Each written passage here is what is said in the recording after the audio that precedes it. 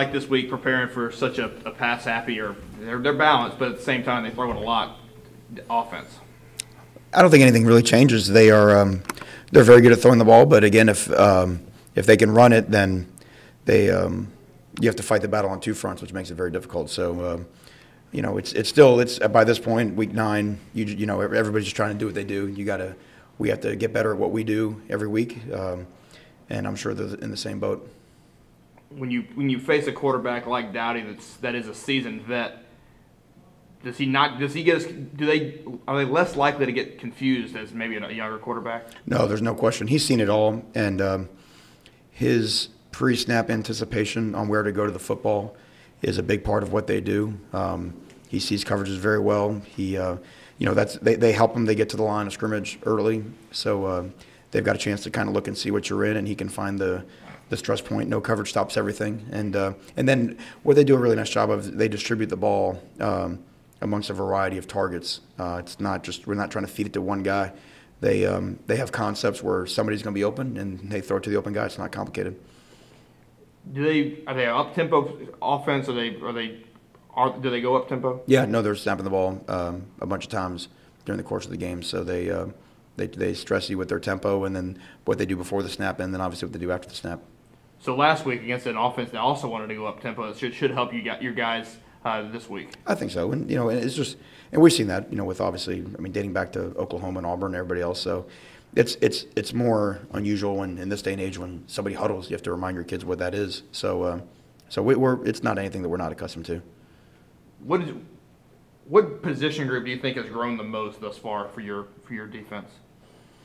That's a very good question. I would say from the beginning of the year, certainly the development of our safeties. I think Xavier Woods playing back there full time, and then Kentrell Bryce taking the role that he has through the course of the year, going into preseason not really knowing, from an experience standpoint, what we had at that spot.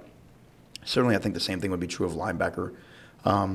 Because even though we were old at linebacker, we were not experienced at linebacker. So I think those guys have continued to get better week in, week out. I think one of the strengths of our defense that I think at every stop along the way, from D tackle to D end, corner, safety, linebacker, I think we've got guys that have been stepping up, and I would compare us to Western Kentucky on offense. One of the things that I really enjoy about our defense is that our tackle for losses are spread out amongst a lot of people. Our sacks are spread out amongst a lot of people. If you look at us, we don't have anybody that's going to be up at the top in the conference in tackles. We share tackles, and that's a sign of a good defense to me. I like it when it's that way.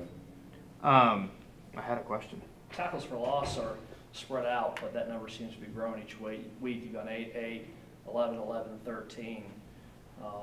What are the guys doing up front to be able to penetrate and make those stops? Well, I think we're finally understanding the scheme in terms of what we want to play run. The D linemen it's where it all starts, especially with the tackle position. I would say a big part of the change in our defense is when Aaron Brown has moved to a more prominent role at defensive tackle. He's very quick. He's very tough.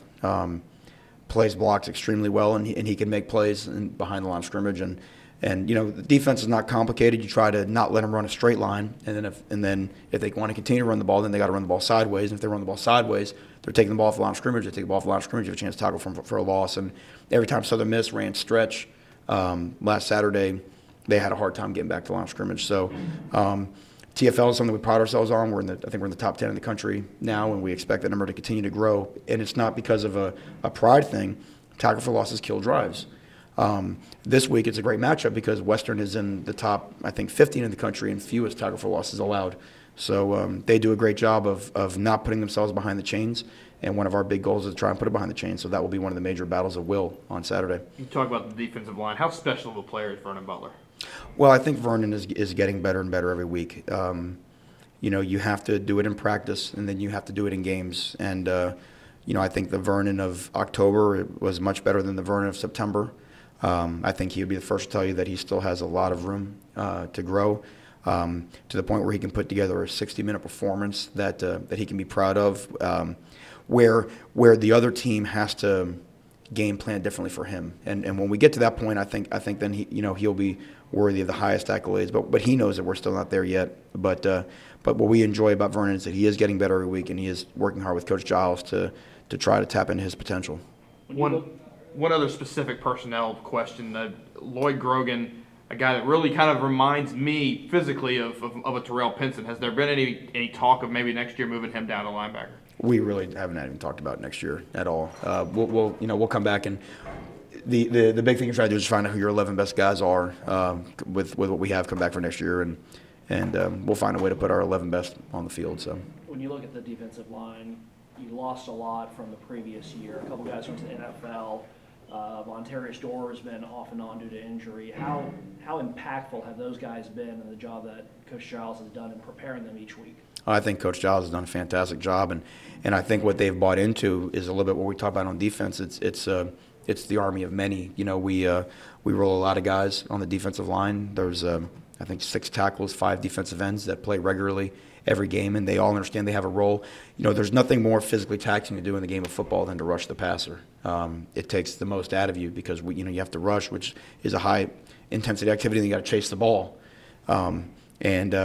It's hard to be really good at that if you have to play the whole game. So I think the guys have bought in.